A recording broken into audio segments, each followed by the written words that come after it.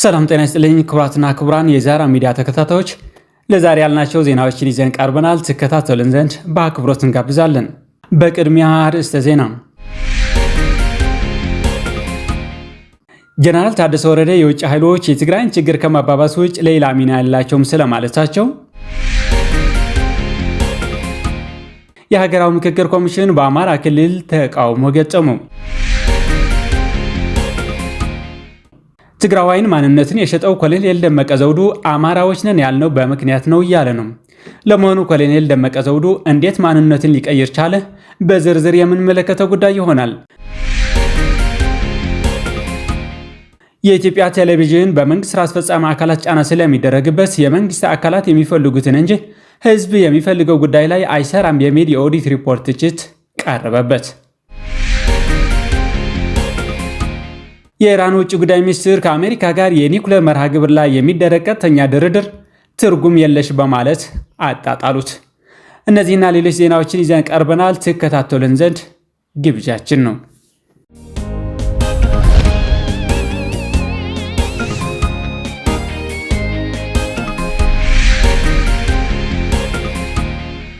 የውጭ ኃይሎች የትግራይን ችግር ከማባባስ ውጭ ሌላ ሚና የላቸውም ሲሉ ጀነራል ታደሰ ወረደ ተናገሩ።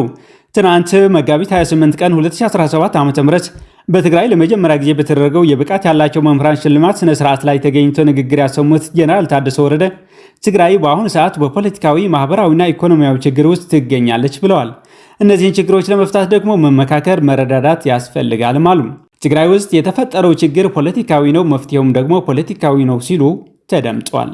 ትግራይ ውስጥ አሸናፊም ተሸናፊም የሚባል ኃይል የለም ያሉት ጀነራሉ ትግራይ አሁን ካለችበት ችግር እንድትወጣና በሙሉነት እንድታሸንፍ ሁላችንም በትብብር መስራት ይጠበቅብናል አሉ። ናይ ደገ ኃይሊ ኣብ ችግር ይኹን ኣብ መፍትሒ ናይ ምድጋፍ ወይ ናይ ምግዳድ ተራ ጥራሕ ይክልዎ። አሁን ጊዜው የወጣቶች ነው። ወጣቶች የሚጠይቋቸው የለውጥ ጥያቄዎች መመለስ ይኖርባቸዋል ያሉት ጀነራል ታደሰ ወረደ በወጣቶች የሚታየውን የሥራ አጥነት፣ ተስፋ መቁረጥና ስደት ማስቀረት መቻል አለብን። እነዚህን በመፍታት ረገድ የወጣቶች ተሳትፎ ወሳኝነት እንዳለውም ጠቅሰዋል። የትግራይ ችግር መነሻው ፖለቲካዊ ነው፣ መፍትሄውም ሰላማዊና ፖለቲካዊ ነው። ከዚህ አማራጭ ውጭ የትግራይን ችግር በግጭት አሊያም በትጥቅ ትግል ለመፍታት መሞከር ፍጹም ተቀባይነት የለውም ሲሉም አስምሮበታል። ችግር ትግራይ ኣብ ትሕዚ ዘለዎ ሁነታት እንተበጽሐውን እቲ መበገሲኡ ፖለቲካዊ እቲ መፍትሒውን ሰላማውን ፖለቲካውን ጥራሕ ስለ ዝኾነ ካብዚ ወፃኢ ናይ ዓመፅ ይኹን ህጡ ናይዚ ሽግር ኣፋታትሓ ኣተሓሳስባ ይኹን ፈተነ ብምንም መገዲ ቅቡልነት ከም ዘይብሉ ምፍላጥ የድሊ።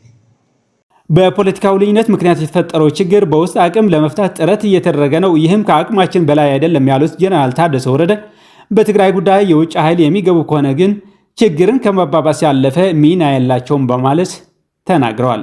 በፕሪቶሪያ የተኩስ አቁም ስምምነት መሰረት የተቋቋመው የትግራይ ጊዜያዊ አስተዳደር የ2 ዓመት የቆይታ ጊዜ ጨርሷል። ለተጨማሪ 1 ዓመት እንዲራዘም በተወሰነው ውሳኔ መሰረትም እንደ አዲስ ይዋቀራል ብለዋል። አዲስ የሚዋቀረው ጊዜያዊ አስተዳደር ከበፊቱ የተሻለና ያልተጠናቀቁ የጊዜያዊ አስተዳደር ስራዎችን የማስፈጸምና የትግራይን ሁለንተናዊ ችግር የመፍታት ኃላፊነት ይጣልበታል ሲሉ ገልጸዋል። የጠቅላይ ሚኒስትር አብይ አህመድ መንግስት የዕድሜ ማራዘሚያ መሳሪያ ተብሎ የሚታወቀው የሀገራዊ ምክክር ኮሚሽን በአማራ ክልል ተቃውሞ ገጠመው። የምክክር ኮሚሽኑ በብልጽግና የሚነዳ የጠቅላይ ሚኒስትር አብይ ስልጣን ጠባቂ ነው በሚል በኦሮሚያ ክልል በትጥቅ ትግል ያሉና በፖለቲካ ፓርቲዎች ተቀባይነት ያጣ ሲሆን ቀደም ሲል በትግራይ ላይ አጀንዳ ለማሰባሰብ ይቅርና ወደ መቀለ መግባት አልቻልኩም የሚል መግለጫ እስከ ማውጣትም ደርሰዋል። በአማራ ክልልም ከብዙ ልፋት በኋላ በአማራ የብልጽግና ምስለኔዎች አማካኝነት አጀንዳ ለማሰባሰብ ወደ ክልሉ የገባው ኮሚሽኑ ተቃውሞ አስተናግደዋል። የኢትዮጵያ ሀገራዊ ምክክር ኮሚሽን ኮሚሽነር አምባሳደር መሐመድ ድሪር በአማራ ክልል የአጀንዳ ማሰባሰብ ስራውን ባስጀምርበት ወቅት በባህር ዳር ታሪክ እየተሰራ ነው ባለማግስት ነው ምክክሩ በሚካሄድባት ባህር ዳር ከተማ ውስጥ የቦምብ ፍንዳታ ሲያጋጥም በከተማው አቅራቢያ ደግሞ የሞርታር ተኩስ አጋጥሟል። ዛሬ በባህር ዳር ታሪክ እየተሰራ ነው። ታሪክ እየተሰራ ነው ስንል እኛ የኢትዮጵያ ሀገራዊ ምክክር ኮሚሽን አባላት 11 ሰዎች ብቻ አይደለንም። የመላው የኢትዮጵያ ሕዝብ ከኛ ጋር ነው ብለን አምነን ቃለ መሐላ ፈጽመን በዚህ ስራ ላይ ተሰማርተናል። ሕዝባችንን ወክለን የአማራን ሕዝብ ወክላችሁ ማለቴ ነኝ እዚህ በመገኘታችሁ አማራጭ ወስዳችኋል ማለት ነው። በዚህ ሂደት ውስጥ ያልተሳተፉ በሂደቱ ያላመኑ ዳር ቆመው መሳሪያ ያነገቡ እርስ በርስ በግጭት ውስጥ ያሉ ወንድሞቻችን እህቶቻችን ወደ አምላክ መንገድ ወደ ሰላም ተመለሱ እንላለን።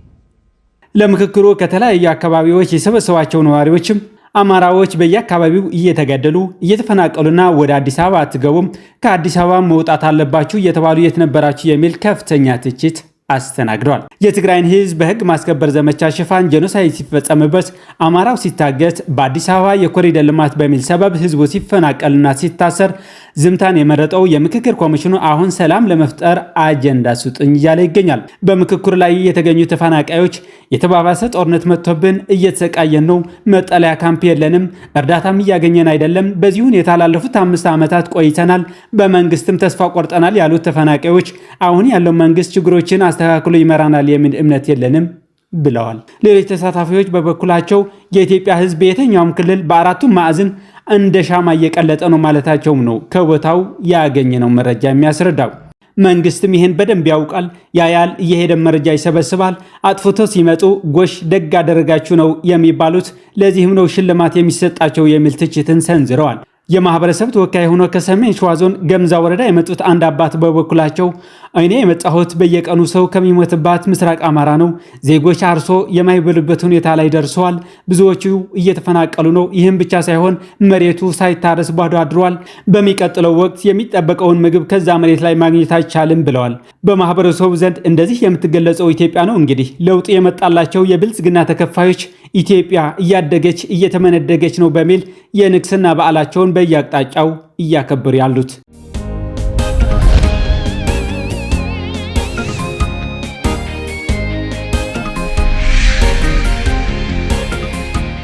ከ2013 ዓ.ም በፊት የወልቃይት አስመላሽ ኮሚቴ ሆኖ ሲንቀሳቀስ ቆይቶ ከትግራይ ጄኖሳይዳዊ ጦርነት በኋላ የወልቃይት አመራር በሚል በብልጽግና የተሾመው ኮሎኔል ደመቀ ዘውዱ በምዕራብ ትግራይ ሰቲት ሑመራ የተከዜ ዘብ በሚል ታጣቂዎችን እያስመረቀ ይገኛል። የታጣቂዎችን ምርቃትን አስመልክቶ የአማራ ሚዲያ በሰቲት ሑመራ ማይተመን ቀበሌ ሲሰለጥኑ የነበሩ የተከዜ ሰላም አስከባሪ ኃይሎች ተመርቀዋል የሚል ዘገባ አሰራጭተዋል። መሳሪያን አንግቦ ምሽግ የሚቆፍርና ተጋሩ የተከዜ ወንዝ ዳግመኛ ይሻገራትም እያለ ሲሸልል የሚውል ኃይል የሰላም አስከባሪ ነው ወይ? ሌላ ጉዳይ ሆነው ጅብ በማያውቀው ሀገር ሂዶ ምንጣፍ አንጥፉልኝ ያለ እንደሚባለው የአማራ ሚዲያ ማይተመን የሚለው ቃል ትርጉሙ ምን እንደሆነ እንኳን በቅጡ ሳያውቅ ዜናን ለመስራት ተገደዋል። ዘገባው ሲቀጥል ኮሎኔል ደመቀ ዘውዱ እኛ አማራዎች ነን ያልነው በምክንያት ነው። ምክንያቱ ለማንነታቸውና ለነጻነታቸው ብዙ ወገኖቻችን ዋጋ ከፍለዋል። እኛ አማራዎች ነን እያሉ በክብር አልፈዋል። እኛ ደግሞ የእነሱን ልጆች ነን። አባቶቻችንና እናቶቻችን ዋጋ ለከፈሉት ማንነታችን ሁሌም ዘብ ልንቆም ይገባል ብሏል። እውነታው ግን የኮሎኔል ደመቀ ዘውዱ አባቶችና እናቶች ትግራዋይ ናቸው። እትወለድ አናም እንደሐለፉ አሉ ሀይ ትግራዋይ ትንጃ አናም ቀጥላ አልቃይት እንደ አዳ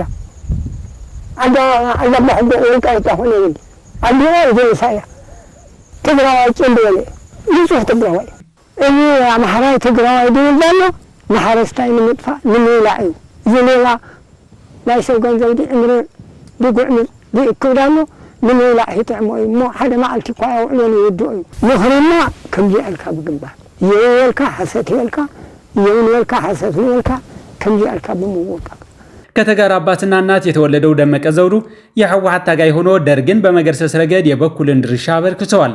ከደርግ መውደቅ በኋላ እስከ ኮሎኔል ማዕረግ በመድረስ በተለያዩ ኃላፊነቶችና ሰላም አስከባሪ ተሰማርቶ ሰርቷል።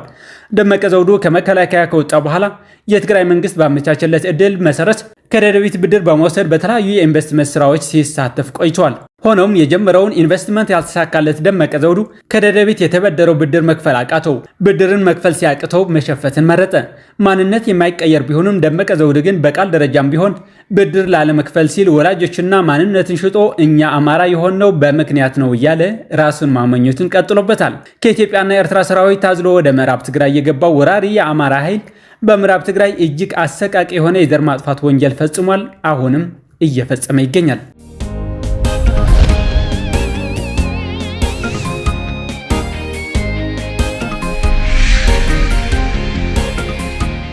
የኢትዮጵያ ቴሌቪዥን በመንግስት ስራ አስፈጻሚ አካላት ጫና ስለሚደረግበት የመንግስት አካላት የሚፈልጉትን እንጂ ህዝብ የሚፈልገው ጉዳይ ላይ አይሰራም የሚል የኦዲት ሪፖርት ትችት ቀረበበት። ትችቱን የቀረበው የህዝብ ተወካዮች ምክር ቤት የመንግስት ወጪ አስተዳደርና ቁጥጥር ጉዳዮች ቋሚ ኮሚቴ የተቋሙን የ2015 እና 2016 ዓ.ም አፈጻጸም ላይ ባደረገው የኦዲት ሪፖርት ነው።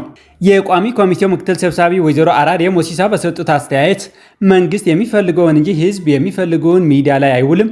በስልክ ሁሉ ተደውሎ ይህንን ለምን አስተላልፋችሁ፣ ይህንን ለምን አደረጋችሁ በሚል የመንግስት የስራ አስፈጻሚ አካላት ጭምር ጫና እንደሚያደርጉ ተገልጿል። ምክትል ሰብሳቢዋ ኢቲቪ ከየትኛውም የፖለቲካ ፓርቲ ከየትኛውም አካልና ቡድን ነፃና ገለልተኛ መሆን እንዳለበት ገልጾ ተቋሙ አገር እንድትቀጥል ጉልህ ሚና ሊኖረው እንደሚገባ ተናግረዋል። አገር ከየትኛውም የፖለቲካ ፓርቲ በላይ ነው። ነገር ግን በአሰራር ስርዓታችን ውስጥ ዲሞክራሲን እንገነባለን ስንል የፖለቲካ ፓርቲም የግለሰቦችም ሆነ የቡድን ሀሳብ ሲቀርብ ተቋሙ የሁሉም ድምፅ መስማት አለበት ብለዋል። የፖለቲካ ፓርቲዎች የሚያወጡትን መግለጫ ወይም የራሳቸው ስብሰባ በሚኖሩበት ጊዜ የሰብአዊ መብት ሪፖርቶችን ህግን ጠብቆ ማስተናገድ ይገባል ያሉት ወይዘሮ አራዴ ለፖለቲካ ፓርቲዎች የሚሰጥ የጊዜ አጠቃቀም በምርጫ ወቅት ብቻ መሆን እንደሌለበት አሳስበዋል። የተቋሙ ዋና ስራ አስፈጻሚ አቶ ጌትነት ታደሰ በሰጡት ምላሽ አንዳንዶቹ የሚያወጣቸው መግለጫዎችና ሪፖርቶች በትክክለኛ እውነታ ላይ ያልተመሰረቱና ተገቢውን ምንጭ ያላሟሉ ሲሆኑ እንደ ብሔራዊ ጣቢያችንን የምንወስደው ጥንቃቄ እንጂ በአንድ ግለሰብ ተደውሎ እንደዚህ አድርጉ ተብሎ ስለሚባል አይደለም ብለዋል። ከጠቅላይ ሚኒስትሩ ጀምሮ በተቀናጀ መንገድ በትግራይ ህዝብ ላይ ጄኖሳይድ ጦርነት ለመክፈት ሲያሴሩ የጥላቻ ንግግር ሲደረግ ዳንኤል ክብረት ከምድረ ገጽና ከሰው ህሊና መጥፋት አለባቸው ሲል ኃይሌ ገብረስላሴ ከ5 1 ማላጣም እንዲሁም ባጫ ደበሌ እነኚህ ከገሃንም ያመለጡ ወደ ገሃንም እንመለሳቸዋለን ያሉበት እነዚህ ኢትዮጵያውያን አይደሉም የሚሉ የዘር ማጥፋት ጥሪዎችን ግን ምንም ማጣራት ሳይደረግባቸው ሆን ተብሎ ሲሰራጩ እንደነበር አይዘነጋም።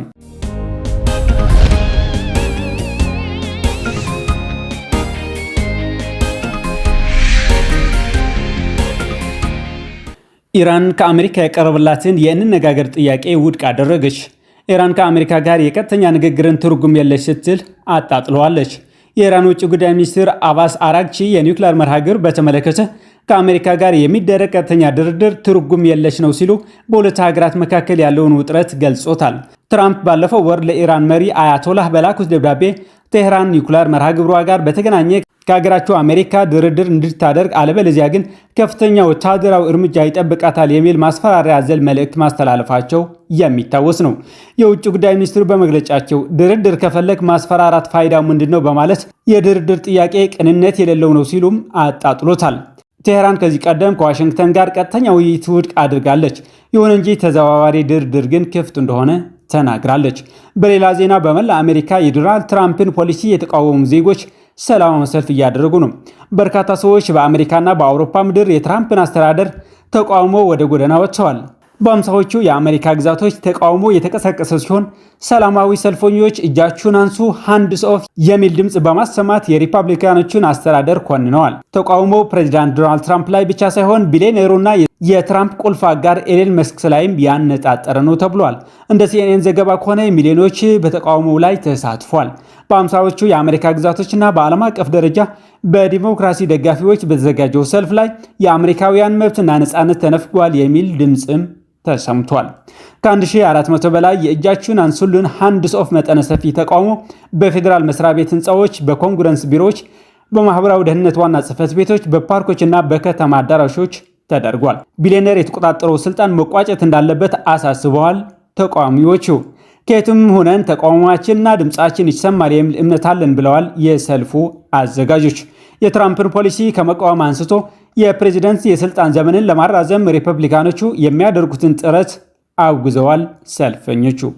የተከበራችሁ የዛራ ሚዲያ ተከታታዮች ለዛሬ ያዝናቸው ዜናዎች እነዚህ ነበሩ። ስለተከታተላችሁን እናመሰግናለን።